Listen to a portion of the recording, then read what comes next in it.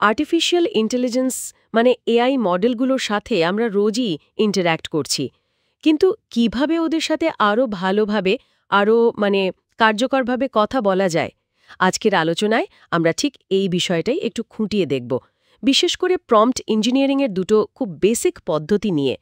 আমাদের হাতে কিছু তথ্য আছে, সেটার ভিত্তিতেই আমরা জিরো শট আর ফিউ শট প্রম্পটিং কিভাবে কাজ করে সেটা সহজ করে বোঝার চেষ্টা করব।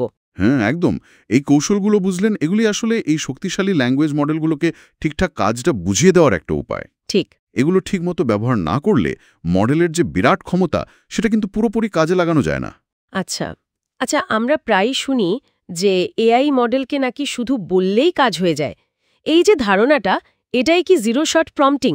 ব্যাপারটা আসলে কি একটু বুঝিয়ে বলবেন? হ্যাঁ, অনেকটা ওরকমই। জিরো শট প্রম্পটিং মানে হলো আপনি মডেলকে সরাসরি একটা কাজ করতে বলছেন, কোনো উদাহরণ দিচ্ছেন না। কোনো উদাহরণ ছাড়াই?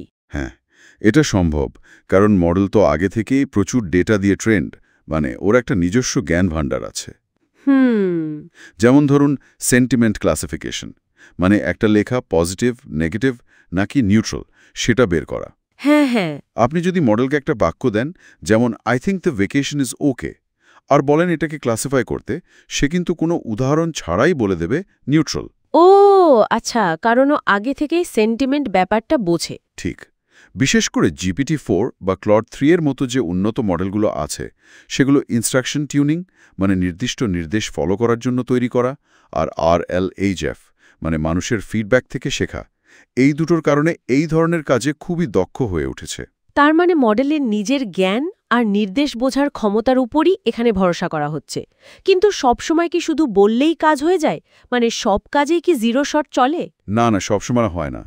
ধরুন কাজটা একটু নতুন ধরনের বা একটু জটিল, যা মডেলের ট্রেনিং ডেটায় সরাসরি ছিল না, তখনই ফিউ শট প্রম্পটিংয়ের দরকার হয়। এখানে আমরা কি করি, প্রম্পটের মধ্যেই কাজটার কয়েকটা উদাহরণ বা ডেমনস্ট্রেশন দিয়ে দিই। ও উদাহরণ দিয়ে শিখিয়ে দেবার মতো? হ্যাঁ হ্যাঁ, ঠিক ধরেছেন। এতে মডেল বুঝতে পারে যে ঠিক কী ধরনের আউটপুট আমরা চাইছি, প্যাটার্নটা ধরতে পারে। এটা কিভাবে কাজ করে? একটা উদাহরণ দিলে হয়তো বুঝতে সুবিধে হবে। আচ্ছা, ধরুন আমরা মডেলকে একটা কাল্পনিক নতুন শব্দ ব্যবহার করতে শেখাতে চাই। বেশ ইন্টারেস্টিং। হ্যাঁ, যেমন ধরুন প্রম্পটটা এরকম: এ ওয়াটপু is a small furry animal native to Tanzania.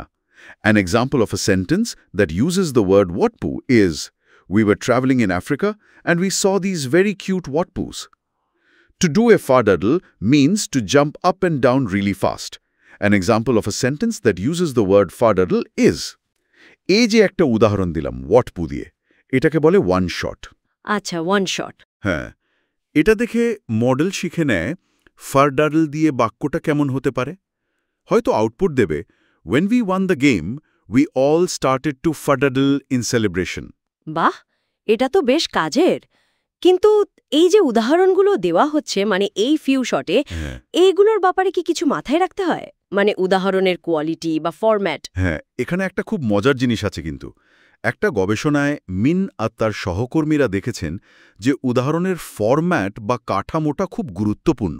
ফরম্যাটটা? হ্যাঁ, আর সবচেয়ে অবাক করার মতো ব্যাপার হলো, উদাহরণে যদি ভুল লেবেলও দেওয়া হয়, ধরুন দিস ইজ অসম নেগেটিভ বা দিস ইজ ব্যাড পজিটিভ, এরকম ভুলভাল লেবেল দিলেও। কি বলছেন, ভুল লেবেল? হ্যাঁ, তাহলেও নাকি আউটপুটটা কোনো লেবেল ছাড়া প্রম্পট দেওয়ার চেয়ে ভালো আসে। এটা তো অবিশ্বাস্য।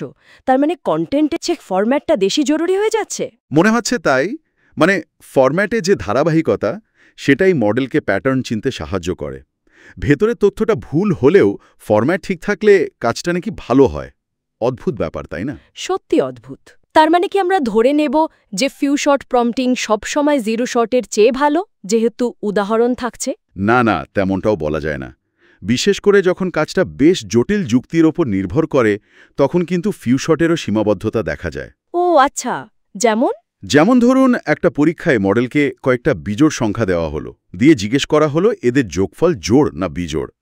জিরো শট প্রম্পটিং ব্যবহার করে মডেল ভুল উত্তর দিল, বলল যোগফলটা 107, যেটা একটা জোড় সংখ্যা, ভুল করল।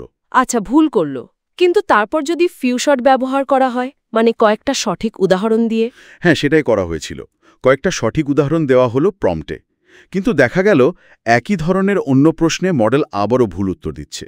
যেমন উত্তর হওয়া উচিত ফলস, কিন্তু মডেল বলছে দ্য আনসার ইজ ট্রু। তার মানে জটিল যুক্তির ক্ষেত্রে শুধু কয়েকটা উদাহরণ দেখিয়ে প্যাটার্ন মেলানোটা যথেষ্ট নয়। ঠিক তাই। মনে হচ্ছে সেক্ষেত্রে মডেলকে শুধু প্যাটার্ন চেনালে হবে না, তাকে আরও গভীরভাবে কার্যকারণ সম্পর্কটা বুঝতে হবে। তাহলে ব্যাপারটা দাঁড়াচ্ছে যে কখন কোনটা ব্যবহার করব সেই সিদ্ধান্তটা বেশ গুরুত্বপূর্ণ। কিভাবে ঠিক করা যায়? সাধারণভাবে একটা রুল অফ থাম্ব হিসেবে প্রথমে 0 শট দিয়ে চেষ্টা করা যেতে পারে, কারণ এটা সবচেয়ে সহজ। ঠিক। যদি তাতে কাজ না হয় বা আউটপুট মনের মতো না হয়, তখন ফিউ শট ব্যবহার করা যেতে পারে, কয়েকটা উদাহরণ যোগ করে দেওয়া। আচ্ছা। কিন্তু যদি কাজটা খুবই জটিল যুক্তি নির্ভর হয় আর ফিউ শট দিয়েও ঠিকঠাক ফল না পাওয়া যায়, তখন আরও একটু অ্যাডভান্সড কৌশলের কথা ভাবতে হবে। যেমন ধরুন চেইন অফ থট প্রম্পটিং। সেখানে মডেলকে ধাপে ধাপে যুক্তি সাজিয়ে উত্তরে পৌঁছাতে বলা হয়। অথবা একদম শেষ উপায় হিসেবে মডেলকে ওই নির্দিষ্ট কাজের জন্য বিশেষভাবে ফাইন টিউনিং করা। তাহলে আজকের আলোচনার মূল বিষয়গুলো যদি একটু গুছিয়ে বলি। জি। 0 শট হল সরাসরি নির্দেশ, মডেলের আগের জ্ঞানের উপর ভরসা করে।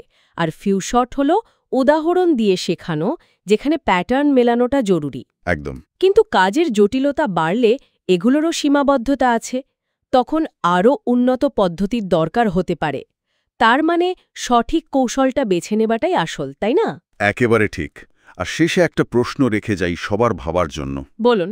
ভবিষ্যতে এআই মডেলগুলো তো আরও উন্নত হবে, তাই না? নিজে থেকেই আরও ভালোভাবে নির্দেশ বুঝতে শিখবে হয়তো। তখন কি এই 0 শট আর ফিউ শটের মধ্যে পার্থক্যটা কমে আসবে, নাকি যত জটিল সমস্যা আসবে সেগুলোর সমাধানের জন্য এই ধরনের প্রম্পটিং কৌশলগুলো আরও বেশি নিখুঁতভাবে ব্যবহার করাটা আরও বেশি দরকারি হয়ে উঠবে? এটা কিন্তু একটা ভাবনার বিষয়। সত্যি, এটা একটা দারুণ প্রশ্ন। শ্রোতারা নিশ্চয়ই এটা নিয়ে ভাববেন।